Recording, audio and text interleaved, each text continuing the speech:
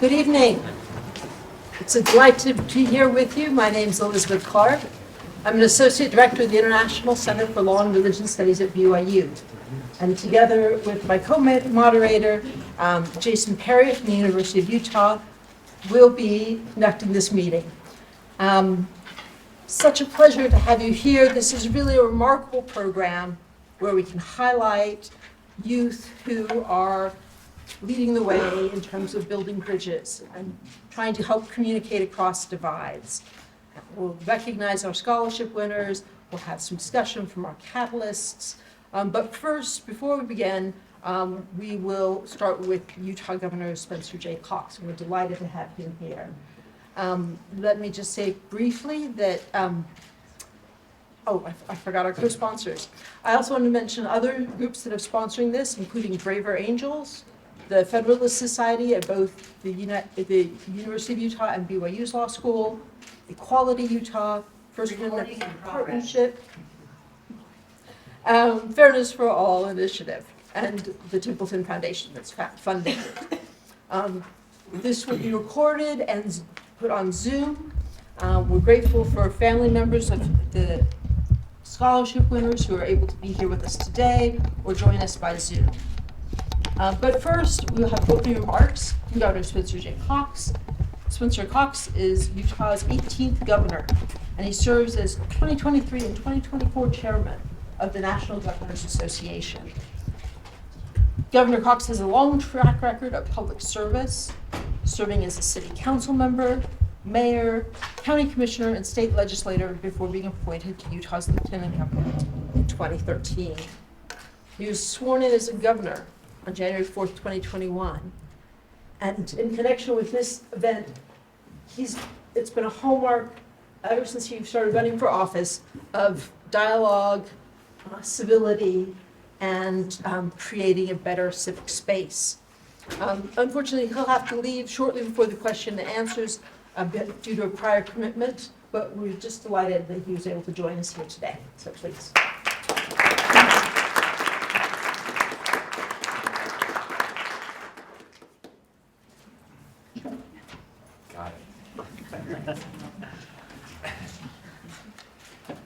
Ladies and gentlemen, it is indeed a pleasure to be here with you today. I'm so excited for this event. More than anything, and before I say anything else, I'm mostly excited about the young people in between these two older people who I adore as well. And for their great work. You're going to hear more about them and the words that they wrote that were so powerful in building bridges and bringing us together. I'm grateful for the opportunity that I have to share a little bit about Disagree Better and the way it fits so closely with what we're here talking about today. Again, you're going to hear from these esteemed panelists and the great work that is happening all across our country.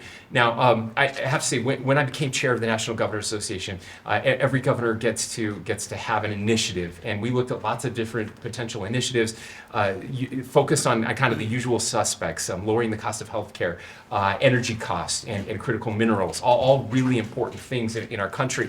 But as we talked about it, came to the conclusion that we can't solve any of the biggest problems in our country if we continue to hate each other.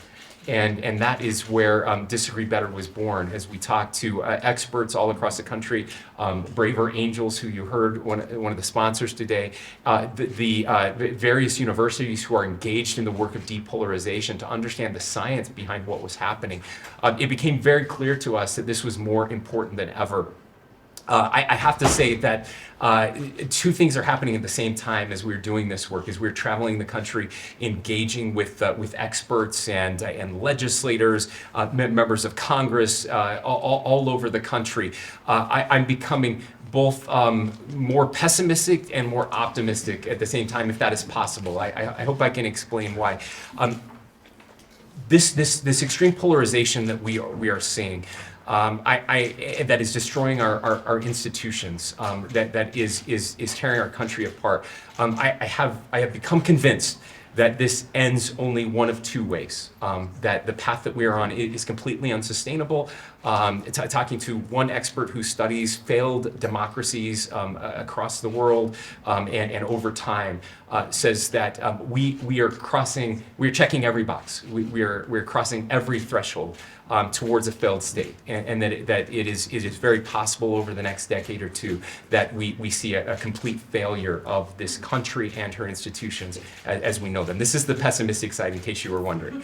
I become convinced that this ends in only one of two ways. Either we, the people, collectively decide that we're going to stop hating our fellow Americans and tearing our country apart, or we start shooting each other. I mean that sincerely. Those are the only two ways this ends. And we tried the second way once before, and it didn't end well. But make no mistake, we are living through an 1850s type scenario in our country today. Now, let me share the optimistic part. The optimistic part of me is that most Americans don't like where we are. They're tired of where we are. There are many young people, and you're going to hear from them, who understand, this is all they've known from a political standpoint, that this is politics as normal, but it cannot be politics as normal. Utah is an outlier, and we are being looked to. Every week, we have researchers, experts from all across the country who are reaching out to us, who are contacting us, who see something different, something unique here in Utah that they aren't finding anywhere else in the country. And they're desperate to understand it, and they're desperate to see if we can expand on it.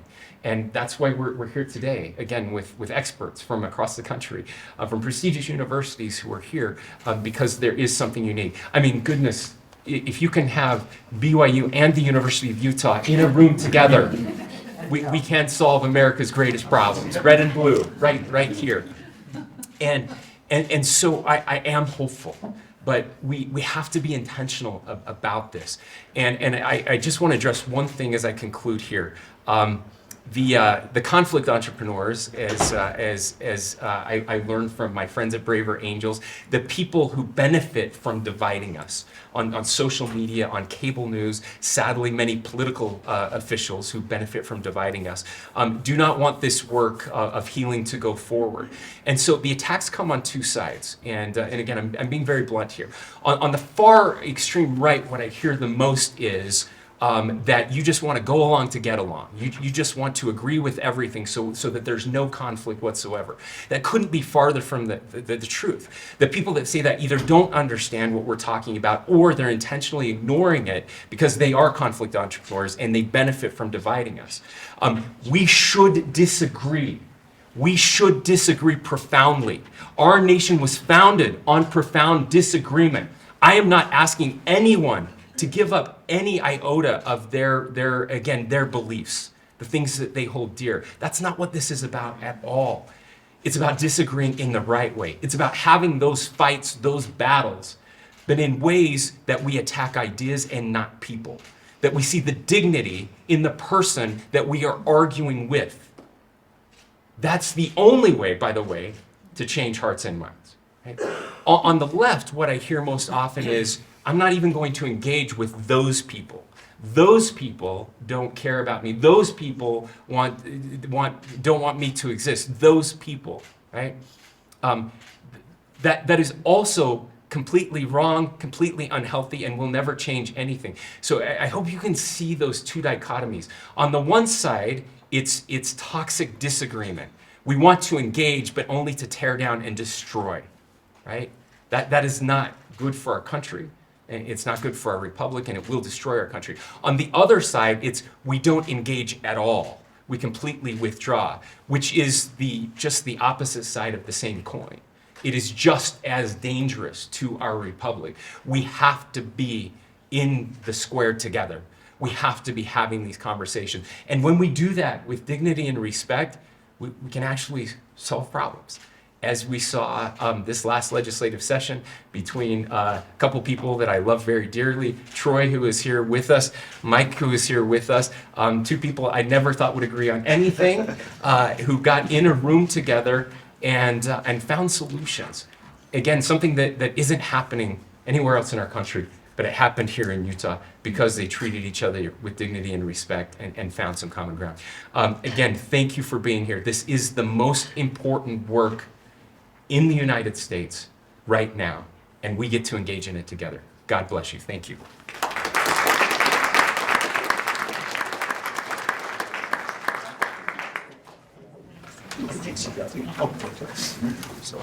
Thank you, Governor. Thank you all for being here today. My name is Jason Perry. I'm the director of the Hinckley Institute of Politics and the vice president for government relations at the University of Utah. I'm thrilled to be here with my co-moderator, with Elizabeth Clark. It is true, BYU and University of Utah, not just together in the House, but with respect, with admiration for what we are doing to advance this critical dialogue in our state. Governor, this has been a hallmark of your administration. We're grateful for it. The program today is full of enlightened thinkers that we're going to hear from first in this order. First, these are our dialogue catalysts. William N. Eskridge Jr., the Alexander M. Bickel Professor of Public Law at Yale Law School, will first address us. Then we'll hear from Professor Robin Fretwell Wilson, the Mildred Van Voorhees Jones Chair in Law at the University of Illinois College of Law, and then Representative Mike Peterson from the Utah House of Representatives, District 2. We'll first hear from each one of those individuals in that order.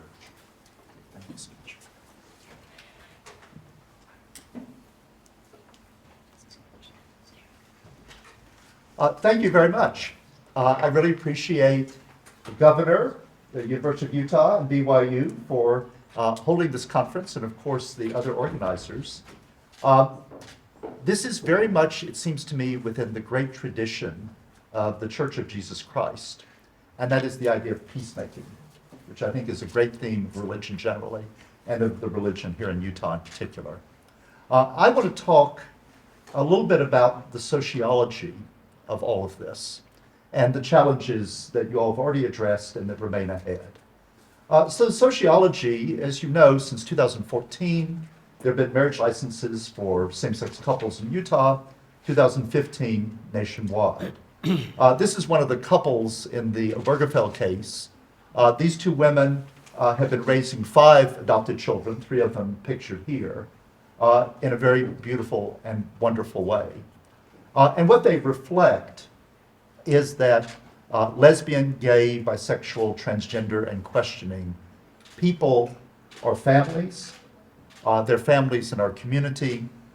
They are us. Okay? So today, there are at least, according to the census, 1.2 million same-sex households, 15% raising children.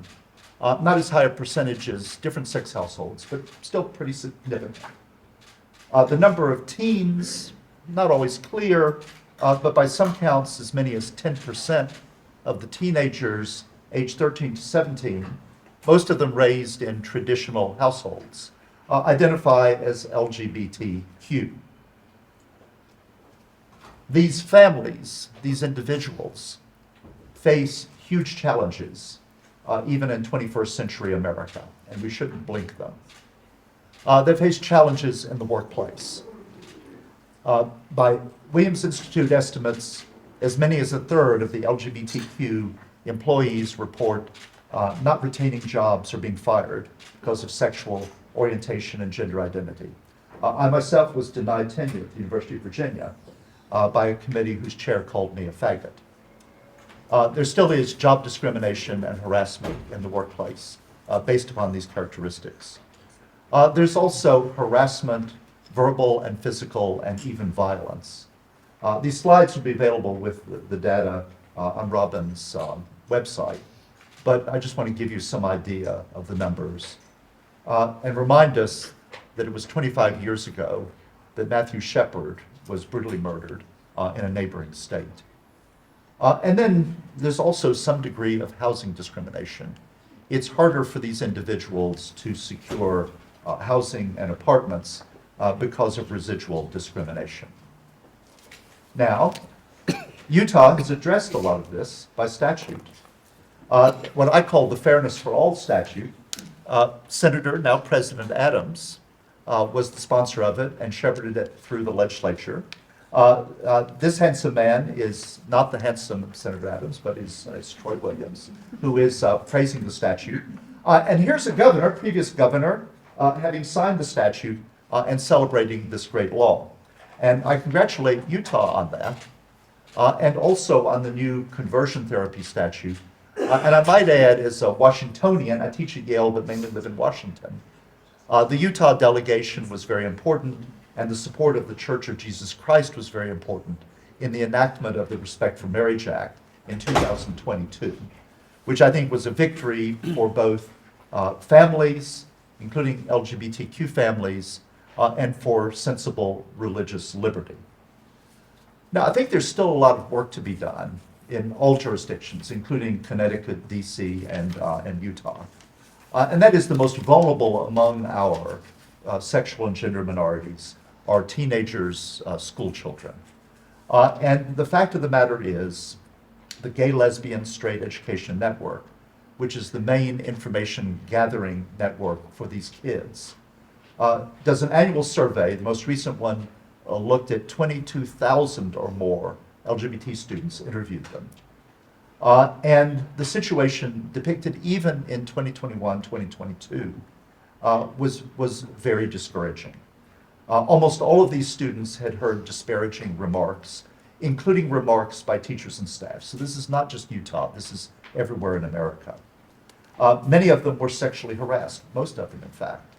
Almost 12.5% were physically assaulted in some of the same ways, though not fatally, as Matthew Shepard. The schools themselves have been unresponsive in many locales. Most of the students harassed and even assaulted in these ways don't complain, and the ones that do complain usually find unresponsive schools. Indeed, a majority of the respondents felt literally unsafe at their schools because of their sexual orientation or gender identity. And remember, a very large percentage of teens are LGBTQ, and that number is not going to decline, it's only going to increase. The effects for these kids are very bad, and that means for their families, and that means for their communities. The students who experience this kind of discrimination are 3 times as likely, according to the Gilson study, to miss school. They have lower GPAs, they contemplate dropping out of school, and are discouraged from their education. These numbers are linked with many other causes to the astronomically high suicide rate that still persists for LGBTQ youth. The 2018 Journal of the American Medical Association of Pediatrics meta-survey found that youth who are identified as LGBTQ are as much as 4 times more likely to have considered or attempted suicide. The Trevor Project found that one such person attempts suicide every 45 seconds. There are policies that it seems to me should be considered at the state level, the local level, the school level, that I think would tangibly help these kids and help their communities. Gay-straight alliances at the schools are considered invaluable supports for these minority students. It seems like an obvious policy that there should be certainly anti-bullying policies at these schools, not just based upon sexual orientation and gender identity. And it would be very helpful to have explicit anti-discrimination policies as well. Perhaps self-servingly, I also think that curricular and the books in the library should reflect the diversity and some positive images. A lot of great literature, and not just Shakespeare, is explicitly addressing these kinds of identities, as well as some nonfiction. I will make a plug for the marriage equality book that I published in 2020, and it's full of positive images of non-binary, lesbian, gay, bisexual, transgender activists, experts, professors, who contributed very positively to the marriage equality debate.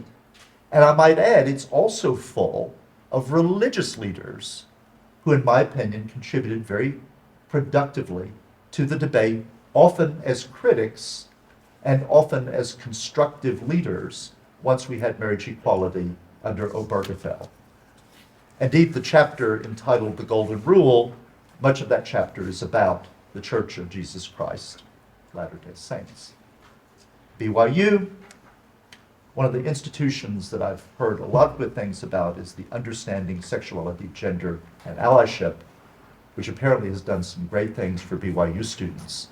And I would urge BYU to incorporate that group more explicitly into the institutional structure. I started with family. I'm going to end with it. When April and Jane had a marriage ceremony after Obergefell, they not only pledged their commitment to one another, but each woman pledged her commitment to each of their children. And so the hands that are joined are the two mothers and their oldest daughter, Ryan. Thank you very much.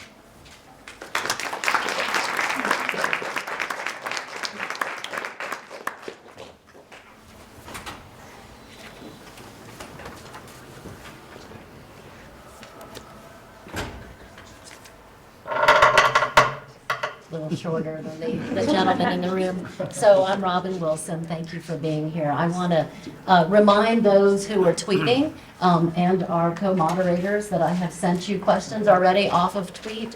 I am so grateful to Templeton Religion Trust for helping us support these dialogues across the world now and here today. I do have my checkbook for those folks that are tweeting. Somebody will receive a $250 social media engagement prize, so please keep the questions coming, and I'll be writing 2 checks today. So I want to thank not only my colleagues here for their contributions, but especially our 4 winners for their awesome essays, and you'll see just how awesome they are in a few minutes. The Tolerance Means dialogues are premised on the fact that we live in a world of many people with very different interests and needs, and we bump up against each other. And culture wars grow out of the idea that basically our interests are like colliding trains, and we have to, one yields to the other. And I think that's wrong. I think civil rights are like puzzle pieces, and that they can be made to fit together, but that requires the hard work of lawmakers like the group at this table and the governor and others to get that right. Now, Bill discussed Utah's landmark non-discrimination law. Utah carried that ethos into a culture war that has wrapped the country, and that's the placement of kids, basically, for adoption and foster care. Now, even before the Supreme Court's most recent decision on abortion in Dobbs, there were 406,000 children in foster care awaiting placement in permanent homes. And with less access to abortion, we're likely to have more children in need of families and placement. Now, I should tell you, as an adopted child myself, my family changed the whole arc of my life. And before being adopted, I was fostered. And this culture war clash over children involves I think this the most awful subject, children themselves. And it's a fight between prospective adopters and agencies that I think is completely unnecessary. Now, we know that some of the biggest adopters in America are gay couples, not only the couples that Bill has talked about who wanted to marry. We know that religious families adopt many, many children and single women, and God bless all of them for doing that.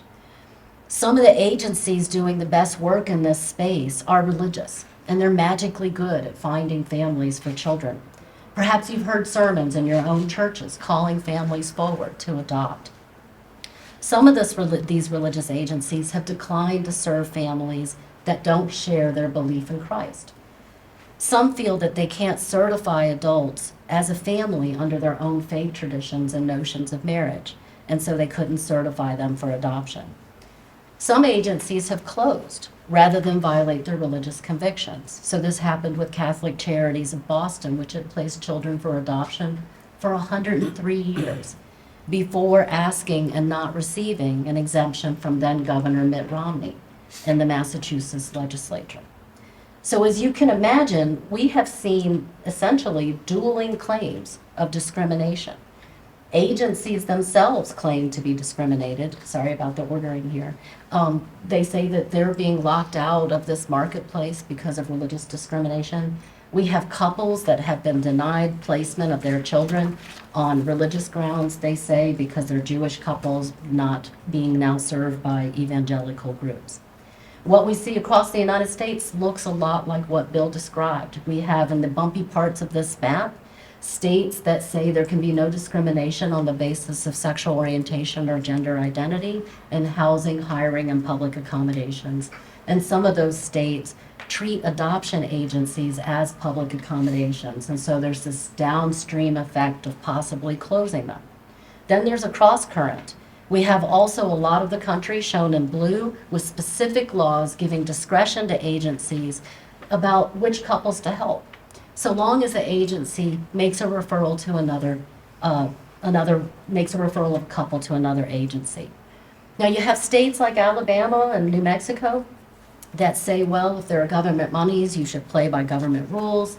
But a private agency that takes no state money, they can serve who they would like to. We see laws that are not being enforced in Kansas and Michigan. And then you have Tennessee. Tennessee said not only that agencies can choose who to serve and not serve, but they don't even have to make a referral to another agency so that that couple could adopt. Now, I can just tell you, if an agency had told my parents that they were not the perfect family for any reason, and therefore not qualified to adopt, my father would have just left. He grew up in Appalachia, in a very sort of limited circumstances, was very rough-hewn in his own way.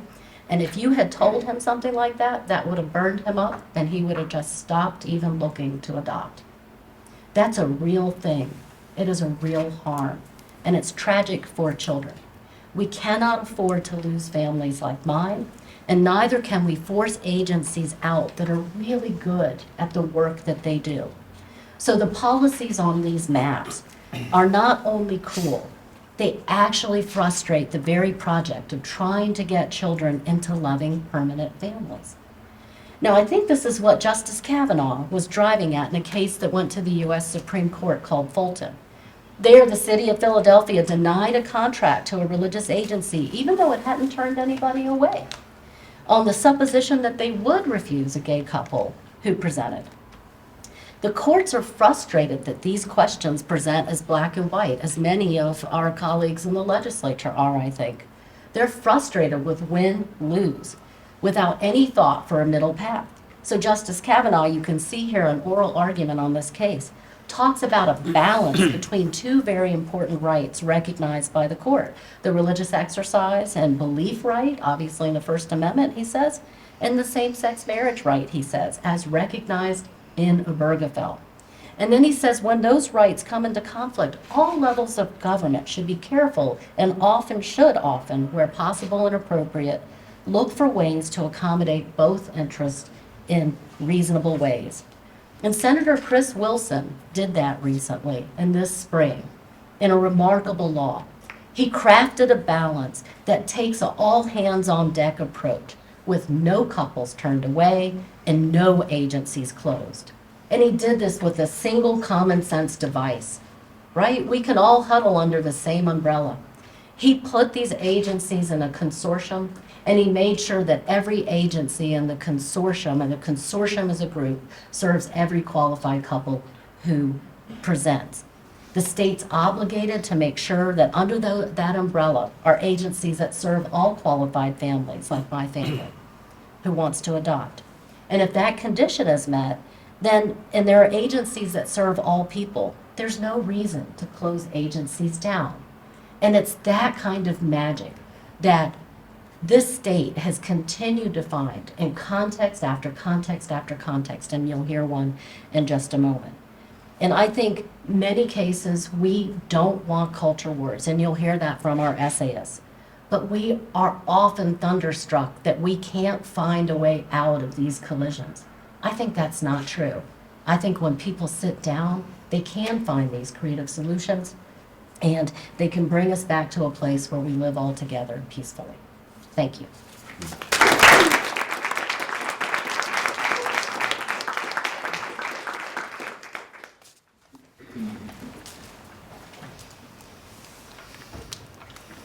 Well, I'm delighted to be here, and I'm glad to be with so many friends.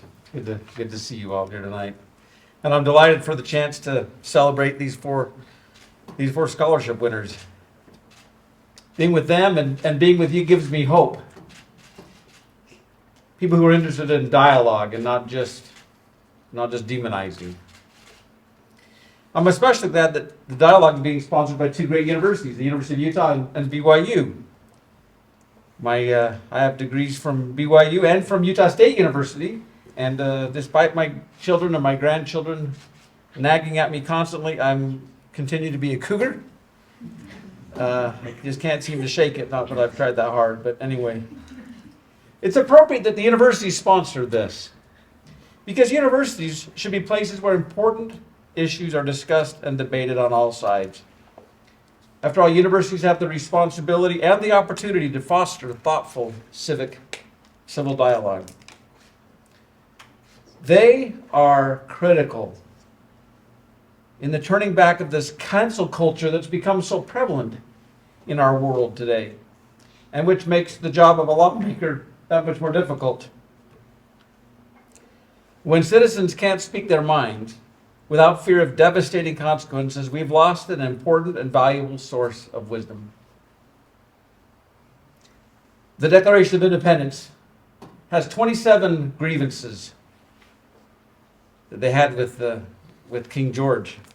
Two of them I want to just mention briefly because they go along with what I'm talking about. Subjecting us to a jurisdiction foreign to our Constitution and unacknowledged by our laws, and transporting us beyond seas to be tried for pretend offenses.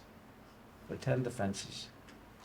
But our scholarship winners give me hope for the future. They talk about how engaging in respectful, meaningful dialogues with those who have different views is important in reaching common ground and expanding our own worldview.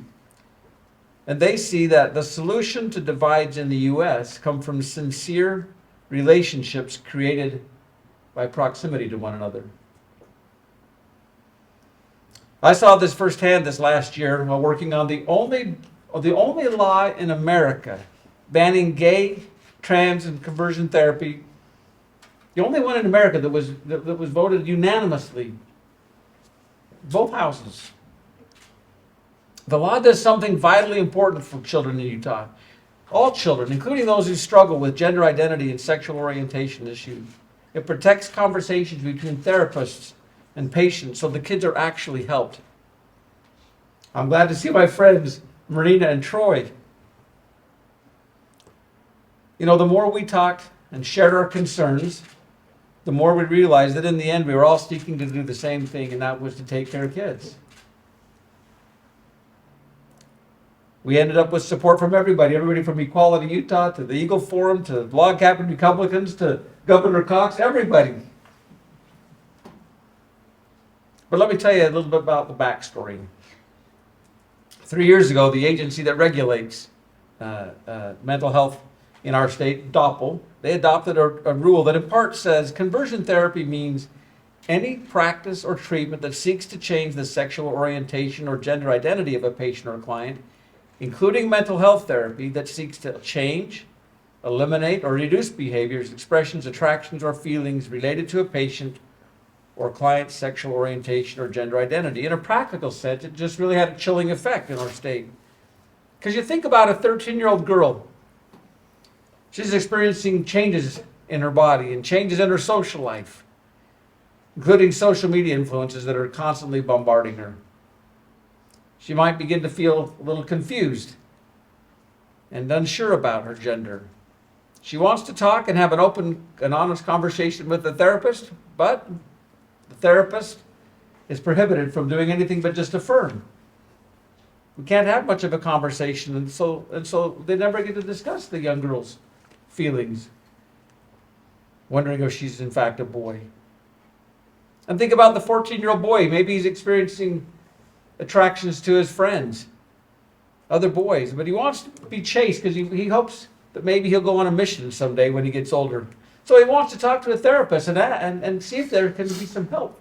Maybe he doesn't have to act on the urges he feels. But again, because of the rule, the therapist couldn't do anything but affirm.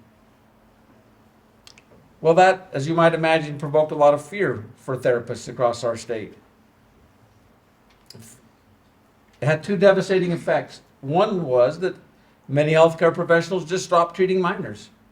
They couldn't afford to lose their license.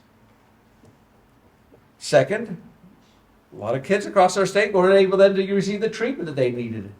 I talked with therapists who told me about packing up their whole practice and leaving the state. They didn't know what to do. Therapists needed guidance, and kids and their families needed a source of support and help. So we came together, and after countless hours of dialogue and multiple drafts, we found a way to forge a common ground. So the new law clearly defines conversion therapy and, of course, prohibits the barbaric treatments and therapies often associated with conversion therapy. It also clearly describes for healthcare professionals the discussions that they can have with their minor clients. For example, they can talk about body image issues, social pressures, or sex or gender stereotypes. They can talk with their minor clients, their parents, about mental health or development of their child. They can help their minor clients understand the medical, social, or other implications of decisions related to sexual orientation or gender identity. In fact, as the bill progressed, I started getting text messages from friends, other therapists. Hi, Mike. Just one example. Hi, Mike. Thank you so much for clearing the way in Utah to make therapy easier. In conclusion, and thank you. And in conclusion, Robin tells me about the founder of the Templeton Religion Trust, which obviously funds this dialogue tonight.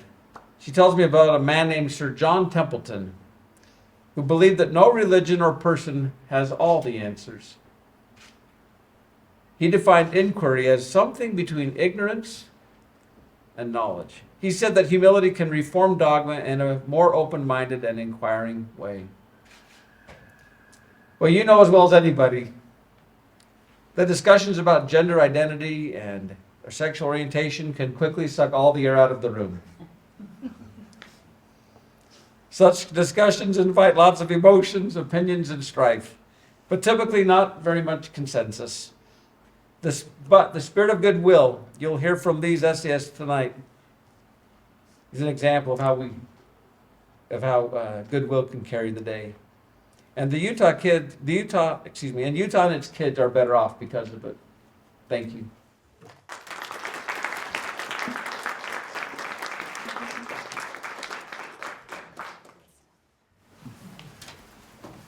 Thank you.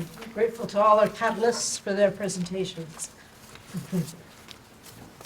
Getting us thinking and going. But now we get to the heart of tonight. I'm going to announce our two undergraduate winners, and then my colleague Jason will introduce the two graduate winners. They'll read their essays, and you'll get to see why we think so highly of them. Our first winner is a University of Utah undergraduate, Aspen Marshall. Aspen is studying atmospheric sciences at the University of Utah. She's trans and Jewish and aspires to make the world a better place for everybody. Then we'll hear from BYU undergraduate, Kimball Yates. Underneath there. Kimball is a BYU student originally from Kansas City, Missouri. She's a junior studying history with aspirations to attend law school and be an immigration lawyer. So, being in law school myself, I shouldn't discourage you. But, all right. Well, let's go ahead and start with Aspen, please.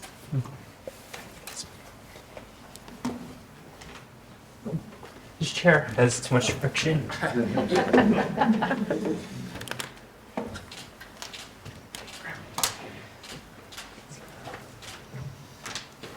Hello everyone, my name is Aspen Marshall. I'm an undergraduate student at University of Utah studying atmospheric science, and I wrote my essay about how tolerance is usually presented. When I think of tolerance, I think of it as being portrayed there's often a false dichotomy that's present in American society, things of being black or white, no gray area. So I wrote my essay about that.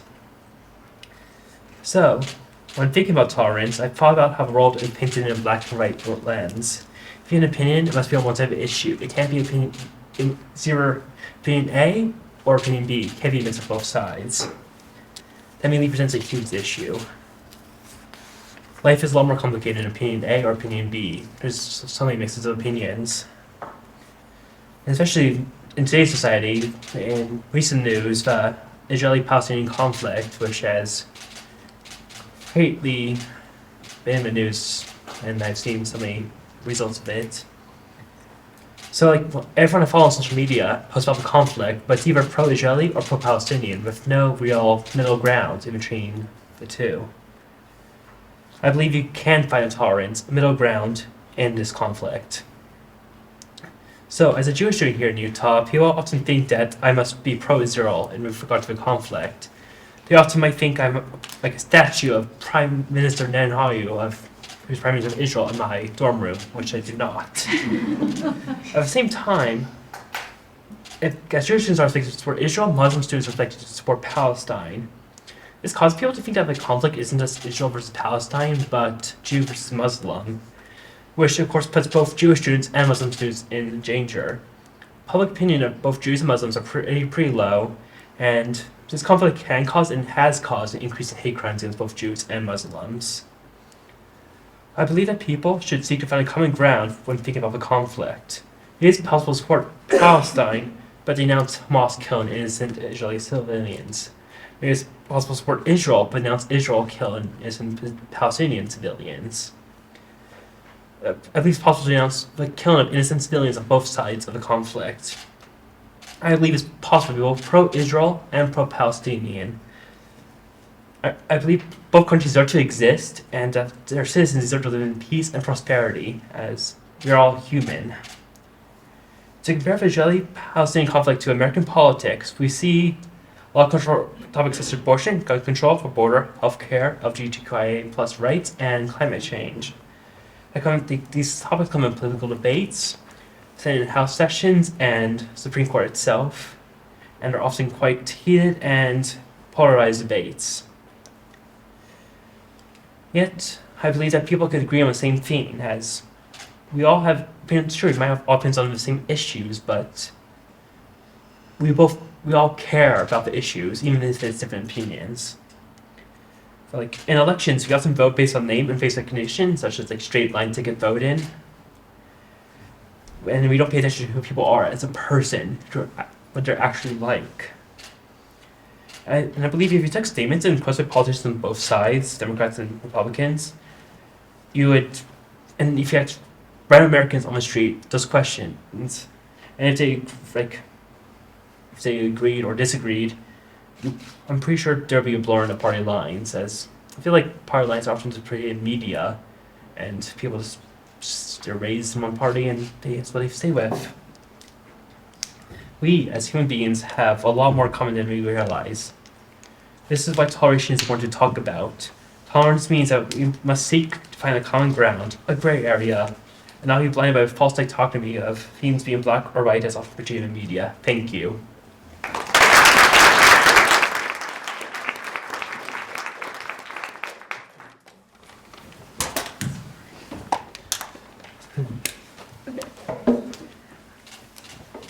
So I'm Kimball Yates. Can everyone hear me okay?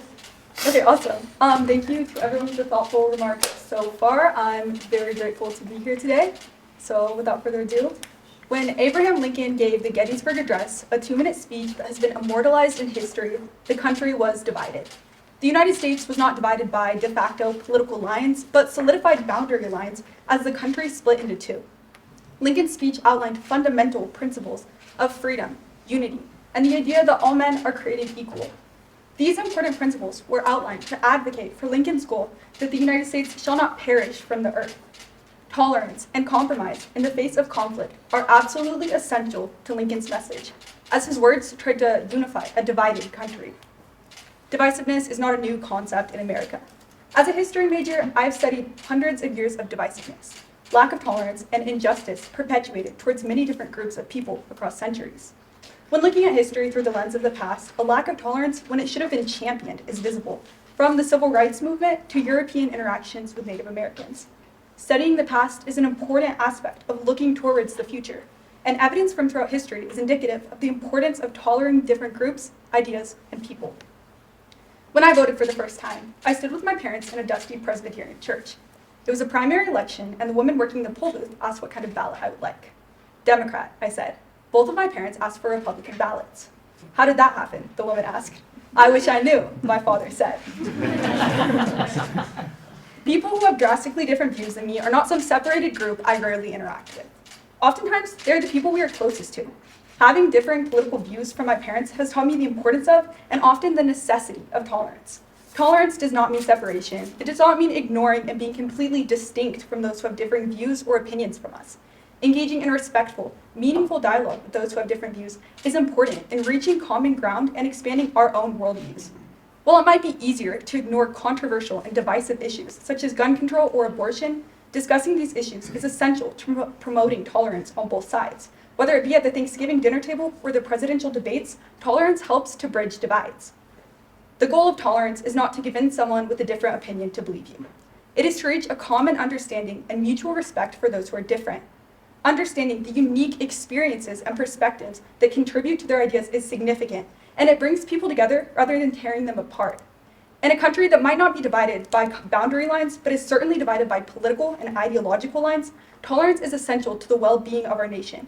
Just as Abraham Lincoln advocated for a nation of unity in a highly divisive period of time, tolerance can help bring people together when divisiveness is threatening to tear them apart. Thank you.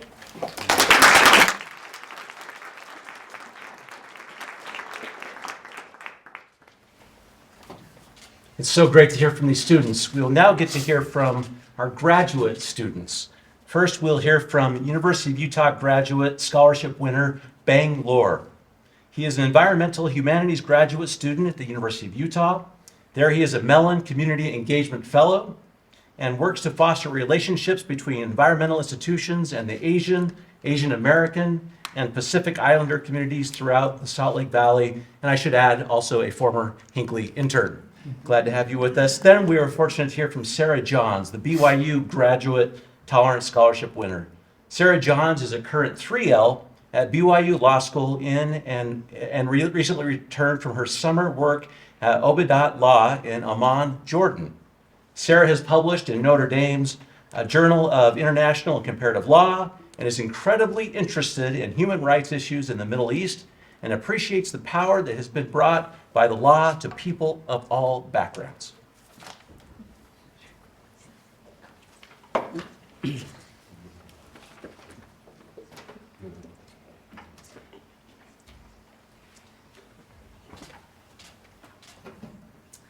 Nyozhong and hello everyone for being here today.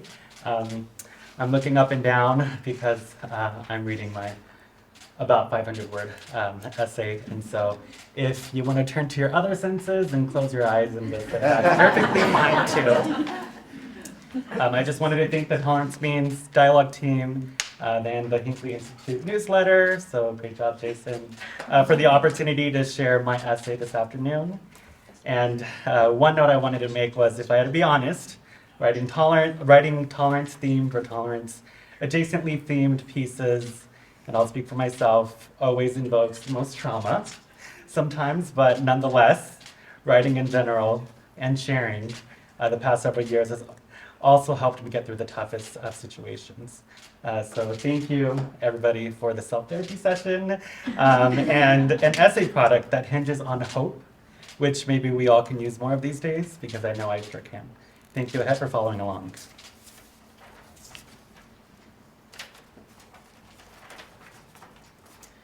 Tolerance is an act of patience and grace held in tandem with the hopes for understanding and care. In an ever-evolving society of cultural, religious, and political diversity and difference, tolerance can serve as a pause, an opportunity for learning, relearning, and growing to better be in relation and community with such diversity and difference. In a world of difference and uniqueness, tolerance is a bridge for knowledge gaps, communication gaps, and gaps that naturally arise with difference.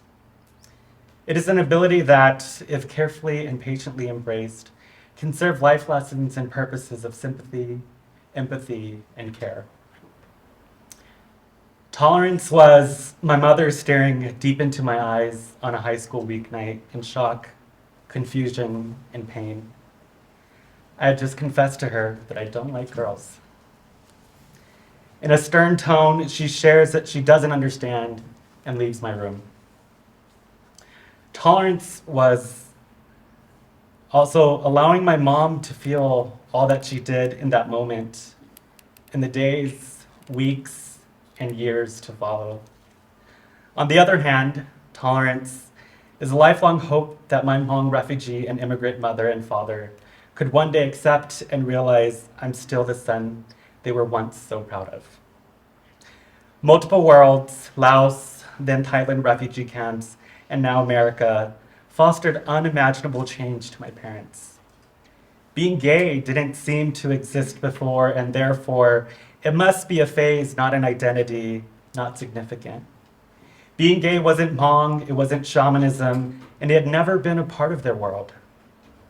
While at 15, and discovering that there are others like me out there, at school, everywhere, I could no longer deny who I am. If anyone asked me at the age of 8 years old or 13 if I was gay, which was a question I was asked from what seemed to be the age of 5, I would immediately deny it. I tolerated that question from childhood until my teenage years. That question haunted me, and to my parents, me being gay haunted them.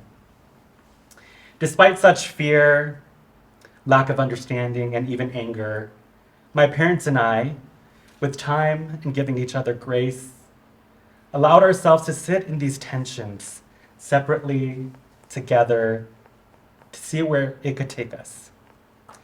Tolerance isn't always easy, but it can teach us the greatest lessons in life if we allow it to. Tolerance is essential to a growth mindset. It allowed my parents to move beyond judgment and toward deeper care for me, even if that took 10 years. Tolerance allowed me to let part of my identity I had been suppressing for so long in. And tolerance allows for the complexities of the world, of people and differences, to better make sense together. Watcha, thank you.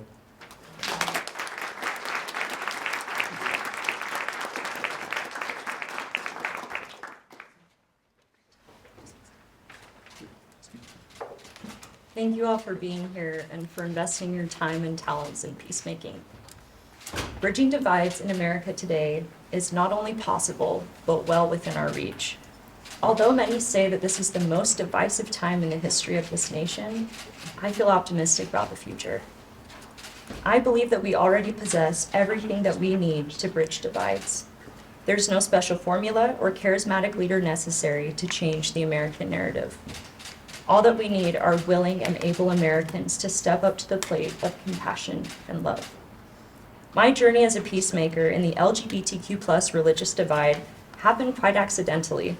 I'm very openly religious, and so I never would have guessed that there was space for me to lead on issues surrounding the LGBTQ+ community. The opportunity to be involved in this sacred way came through sincere relationships with members of that community. And from these relationships grew understanding and a desire to make space for these friends in all places. I decided to use my leadership in law school to create a platform for LGBTQ+ peacemakers. Doing so has helped to foster compassion and relationship building between religious individuals, religious LGBTQ+ individuals, and non-religious LGBTQ+ individuals. There was nothing revolutionary about these efforts. They all stemmed naturally from genuine relationships. I argue that the solution to divides in the US are sincere relationships created by proximity to one another. Though great leaders may inspire us to get proximate with one another, the solution lies with each of us, the people. Bridging divides starts in our homes, neighborhoods, schools, churches, and hearts. Bridging divides happens when good people get to know each other and do what it takes to love one another. It does not require that we retreat from the ground of one's deeply held beliefs. Instead, it requires that we entreat each other to love through our differences. I am confident that the world is full of good people who are capable of this important feat. In my experience at BYU Law, when people are given the chance to step up with compassion, they do so en masse. Though we live in a society often defined by sides, stances, and what we feel are all or nothing choices, we, the people, can change this reality. We can choose not to make important issues mutually exclusive, by improving our understanding that each person possesses unique value systems and that that is not only okay, but adds important diversity to our society. Understanding, when it is truly mutual, sponsors the kind of love and compassion that will bridge divides. I have faith in good people and trust that as we get proximate with one another, the divides between us will heal as we bandage them with compassion, understanding, and love. Thank you.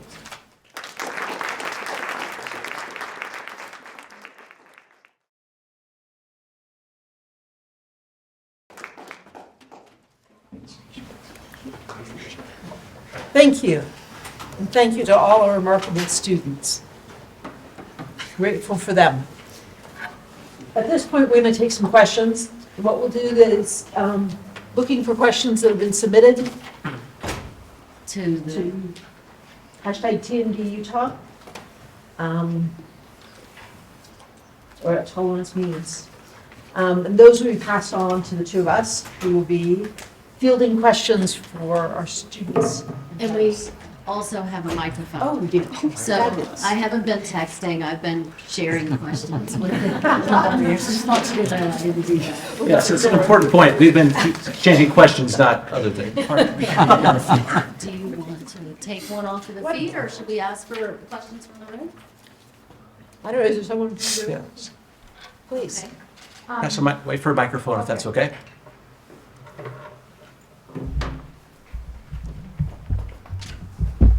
Hi, this has been a great gathering. To the essay winners, I am very impressed with folks who are trying to get rid of their red lines, which would be their conditions under which they will not speak to someone. I'll talk to you if you're here, but if you're here, I will not talk to you. I have a lot of compassion for folks that feel that some kinds of discussions are so personally threatening and existential that they can't even engage in them. But I'm interested in if you've thought about not having red lines when it comes to discussion, or if you have them, or what that struggle is like. We have a microphone to pass. Would anybody like to take it? Well, you'll turn it on. There's a little button on the side. Okay, there you go. Then you can take it off the, pass it along. Since I grabbed the microphone, I guess I'll give it a shot. Thanks for that question.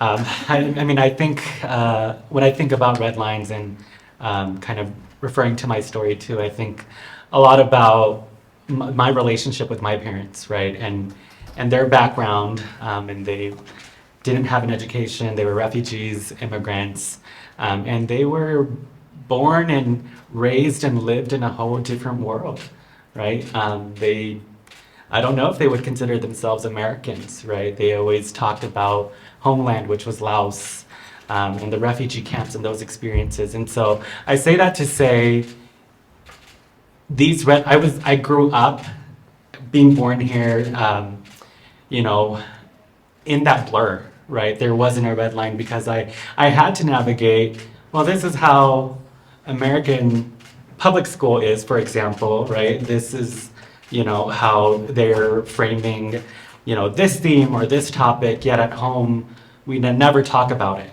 right? And so for me, those growing up in a Hmong household, but maybe, you know, related to a lot of, you know, refugee and immigrant households too, right?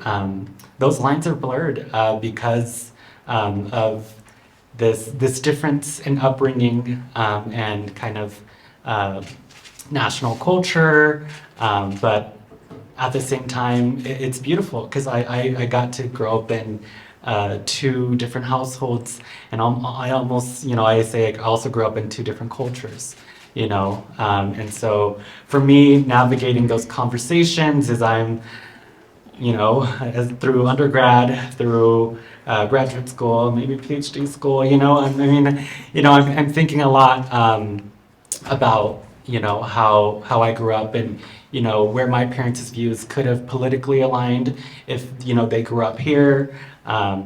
And I think about the importance, as I shared in my essay, around being patient and being okay with disagreement, but having kind of that hope to move beyond those tensions that could absolutely arise from the uncomfortableness, the disalignment of values and opinion. And so that's a quick remark I have. Thank you for that question. Something I've heard that I love is that we have to get to know each other before we can learn to love each other. And I think, at least for me personally, I don't feel that I have those red lines, but I don't think that means that you can't have boundaries in conversations, especially with such charged issues of faith versus identity. That can feel very difficult, and so I don't think it's wrong to enter a conversation and say, this is who I am, and I hope that you'll be respectful of that, and let's talk. But I do think that curiosity is so important, and we shouldn't stifle that by not speaking to one another. One of my favorite role models in this area is Reverend Marian Edmonds Allen. I hope you know her and know of what she's doing. She's incredible. But when she came and spoke to our law school, she said, "You guys, there are no stupid questions. Ask me anything, I'm not gonna get mad." And it was in that environment that we saw a lot of change in our student body and people came together. And so when we can create that environment, absolutely, but definitely proceed in these conversations with personal boundaries. And I don't think that there's anything wrong with that. Yeah, I think being accepting of and open towards conversation with everyone, even if they're different from you, is a pretty fundamental aspect of trying to move towards equality. And I think that maybe being aware of potential biases or red lines, however you want to frame it, you have can maybe make you be able to like come towards being more open and accepting to people around you who are different.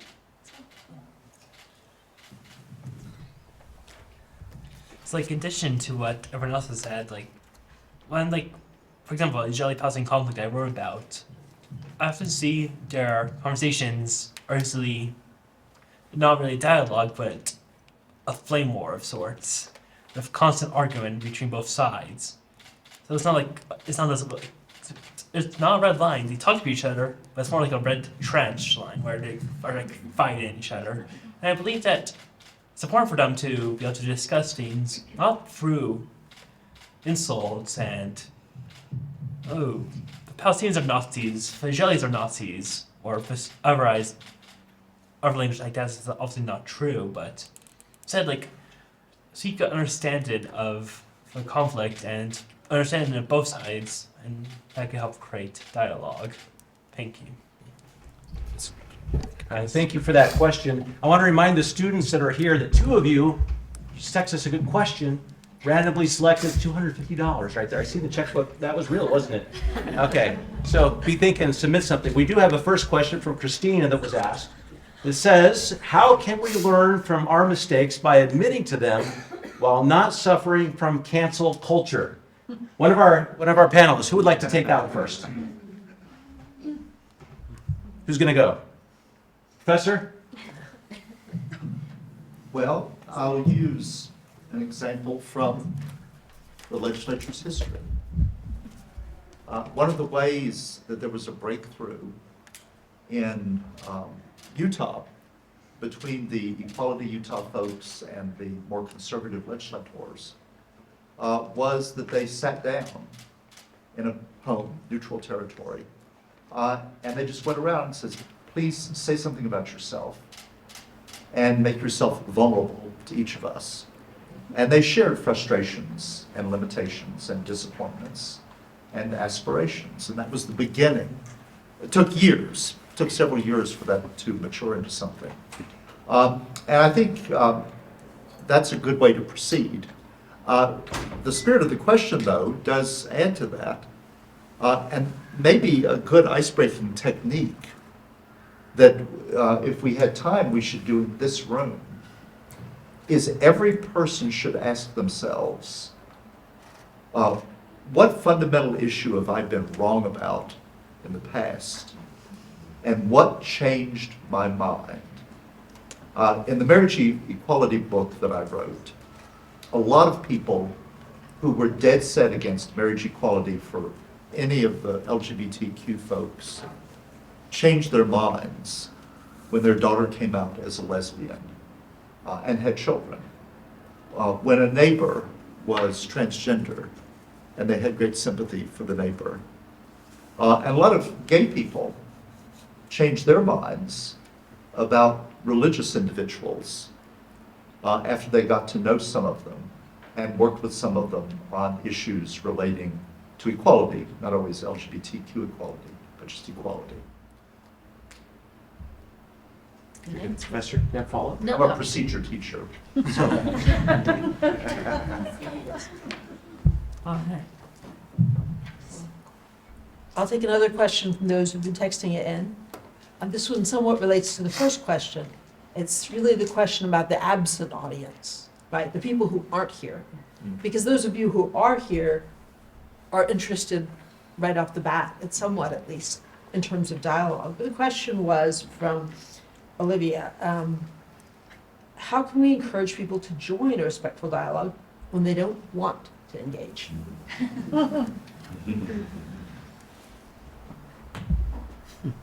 Leaving the easy one Professor for the Wilson, last. okay. Yep. Oh, yeah, yes, Well, so one thing I think is really remarkable about this conversation is not only the spirit of goodwill, but the fact that this legislature again and again and again has managed to solve culture war issues by de-escalating them. And I think sometimes that is lawmakers themselves signaling that this needs to stop, and they bring everybody in the same room.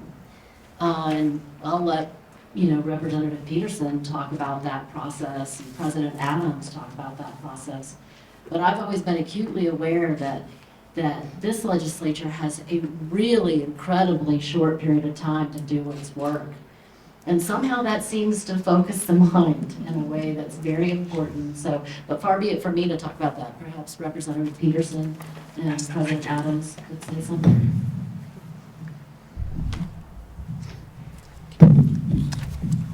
Well, I'll take a quick shot at that. Just that,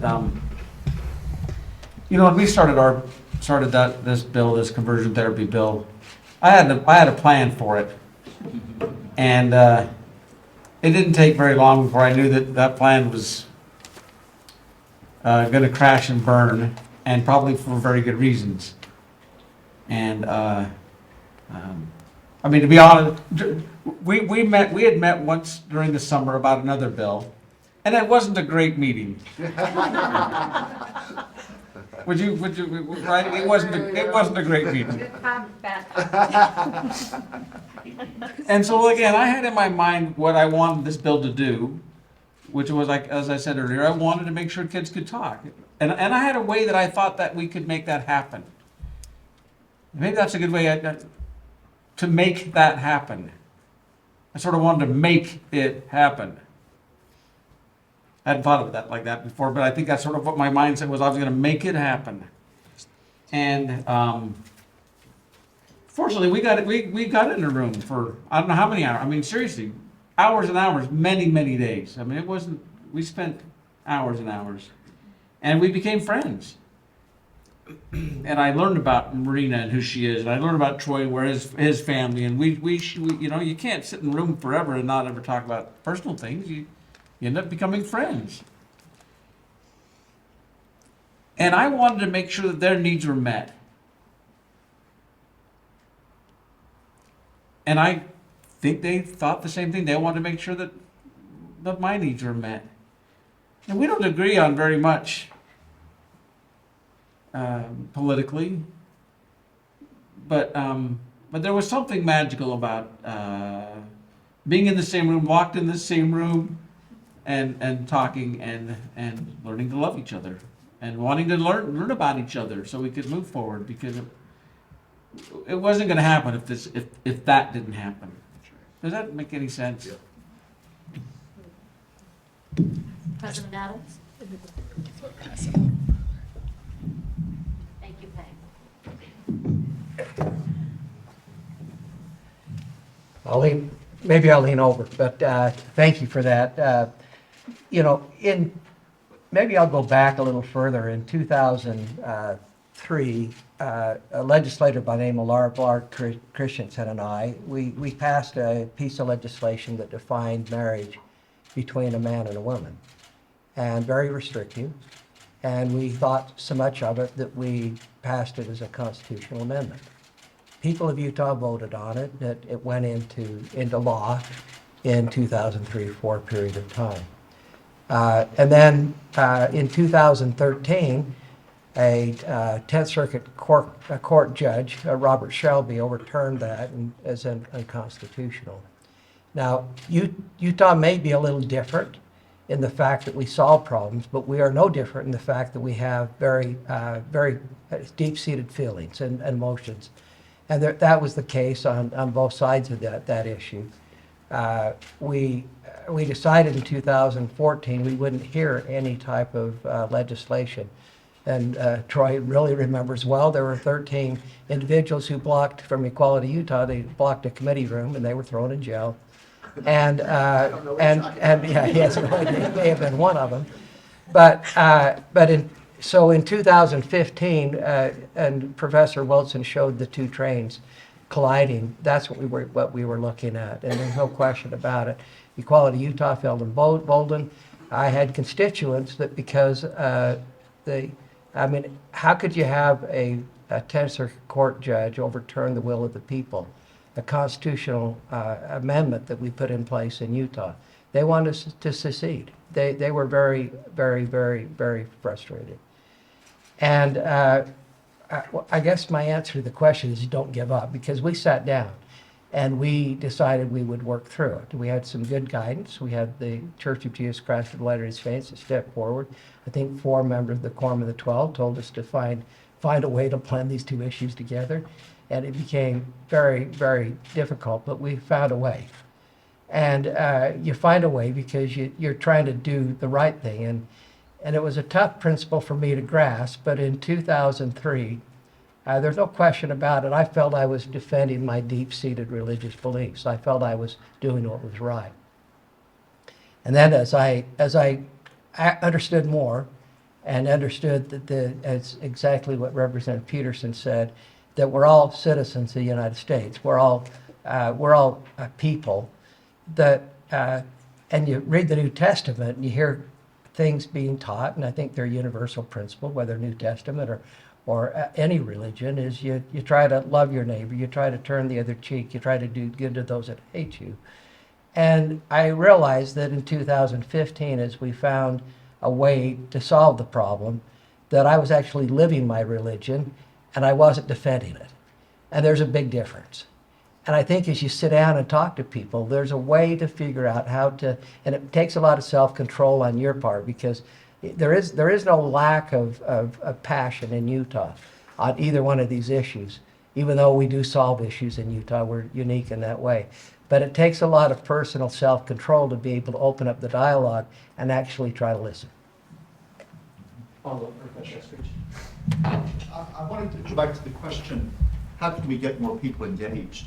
And my answer is coming out of the closet, is that the more people all around the country, not just in Utah, know openly lesbian people, gay people, bisexual people, transgender, questioning, non-binary people, and have a face and an identity as relatives, as neighbors, as students, as professors, the better off you are.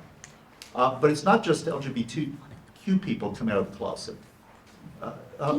President Adams just came out of the closet as not your usual suspect for someone who's avid about equality rights for sexual and gender minorities. And that's very important, that there be counter narratives to the narrative, if you're a conservative Republican from Utah, then you must be anti-gay and you must want to disrespect trans people. And so I would urge gay people to come out of the closet, as I am now, as religious and as respectful of Presbyterians, pretty liberal for the most part, but I taught at a Catholic institution, which I loved. I love coming to Utah.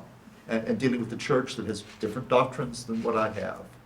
So I've come out of the closet as a religious gay person who actually loved teaching at a Catholic university, much more than Yale, which is, you know, very arrogant and all that. It's wonderful. Jesuits, I love them. And I love coming out to Utah. So I think we need more of that. We need more surprising confessions, which I'm going to call coming out of the closet. We have time for one last question. There's somebody who'd like to pose one From the room? from the room? If not, well, we can take one from the people who've submitted questions, but we'll give you all one last chance here. Okay, Oh, please. for the gentleman here. Thank you, Brooklyn.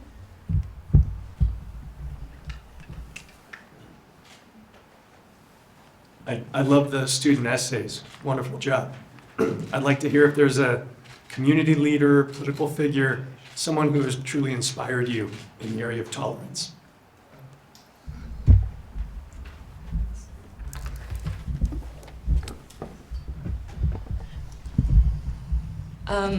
There are quite a few. I mentioned Marion Edmonds Allen, but the one that owns my heart would be Jesus Christ. I feel that that is where I've learned the most to love the people around me and to create an example of peacemaking.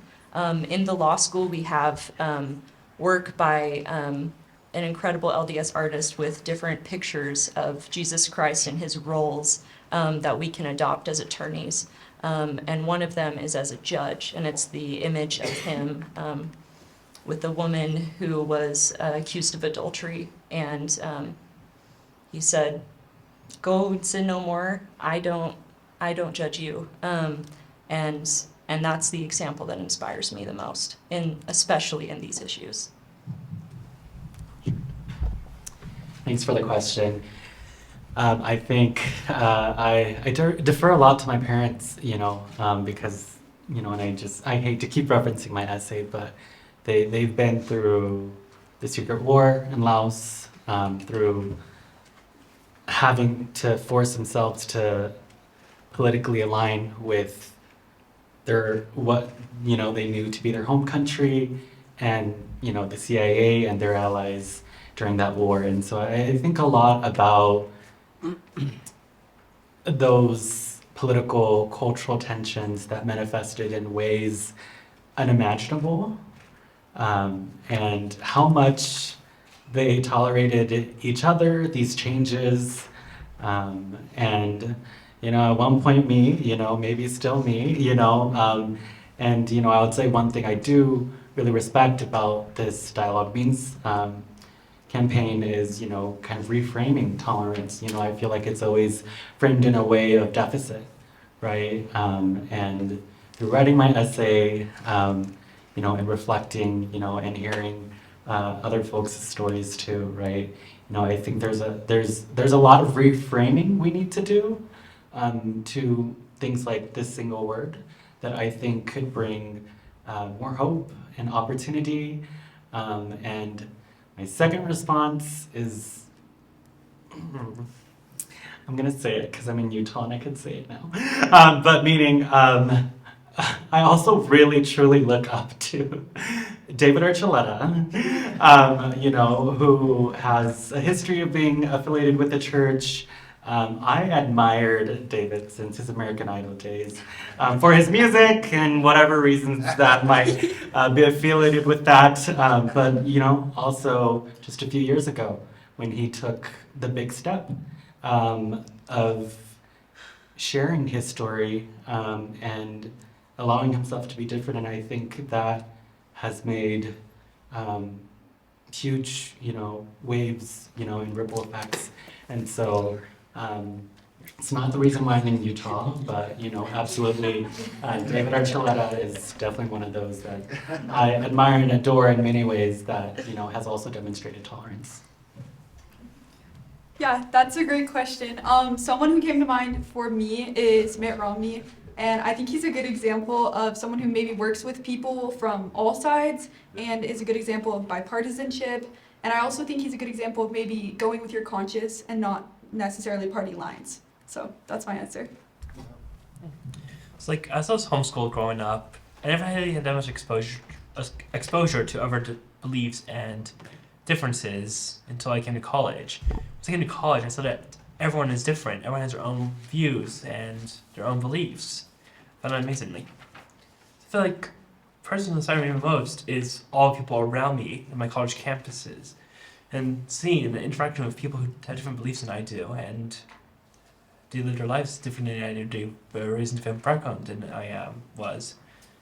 And I feel like we can learn a lot from other people, and just taking a time to pause and listen to them can help make the world a better place.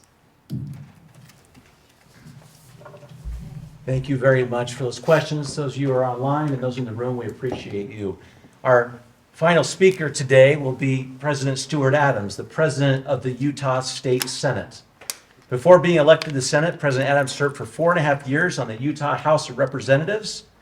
He is the former chairman of the Utah Transportation Commission and currently chairman of the Military Installation Development Authority. Please welcome President Stuart Adams. I appreciate being the concluding speaker, but I wanted to make sure before I started that I just welcomed everyone to the Capitol here. We love this place because of the great things that happen, and hope you feel comfortable, those of you from out of town or those that are visiting, being with us here. As I came over, I noticed they set me on the end of the table. As I actually went to my seat, I passed these four great students, and I mentioned to them that I thought they sat us according to our age. And I was over there with them trying to convince them I was close to their age. They didn't buy it, but I tried. And, but after I sat down, one of them leaned over to me and said, "You're not here because of your age. You're here with us because we're winners." And then, I actually liked that a whole lot. But I actually thought that I was a winner. They thought I was a winner because of something I had done.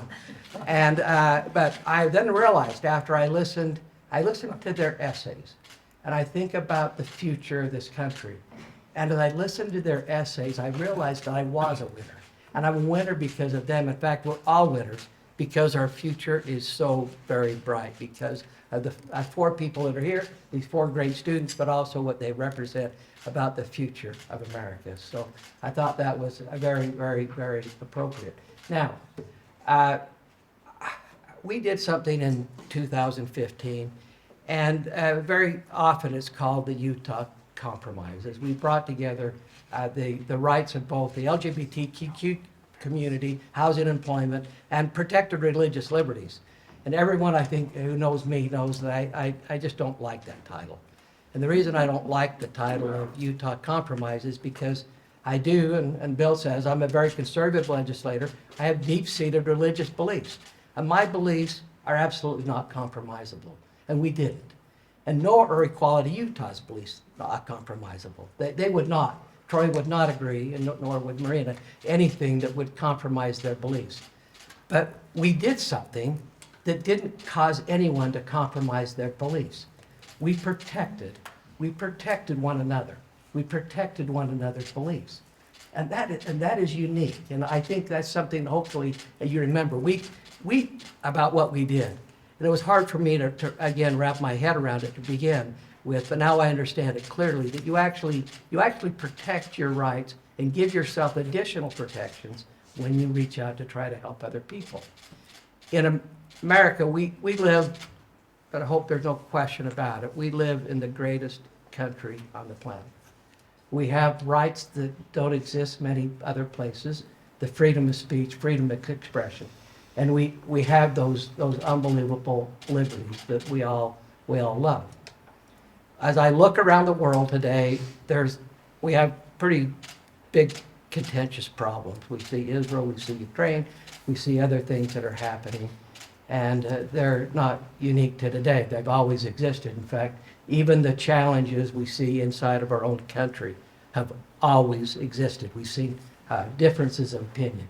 We see it within our friends. We see it in our families. And those challenges continue to exist. So, but I think right now they're maybe made a little bit more acute because of some of the technology, some of the ability we have to communicate how we express things. And I would ask this younger Gen Z population if they could help us navigate that new technology so we might be able to understand better how to use those great assets that are there. And then I maybe end with a challenge. And the challenge would be, and not only for them, but maybe for all of us, my challenge would be that we stand up. We stand up and try to protect someone that we don't agree with. It's hard to do. My challenge would be that we try to listen to someone we don't agree with. And that is hard to do because it's hard to listen. It's hard to sit and listen and not want to tell them what we believe. And then my third challenge would be is that we try to understand someone we don't agree with. And if we do that, it will make all the difference. It has in my life, and I appreciate being here today. Thank you.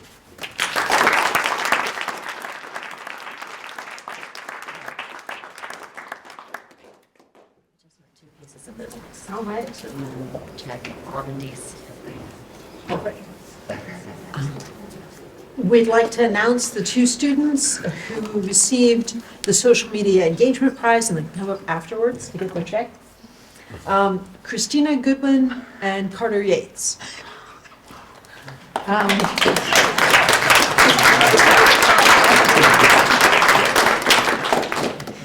And we will be having a reception out here immediately following. Please come and join us. It's being put together by Gourmandise. We're grateful to them. And I hope you can join me one last time in thanking our amazing panels, our students, our catalysts, our Senator Adams, Governor Cox. Please join me.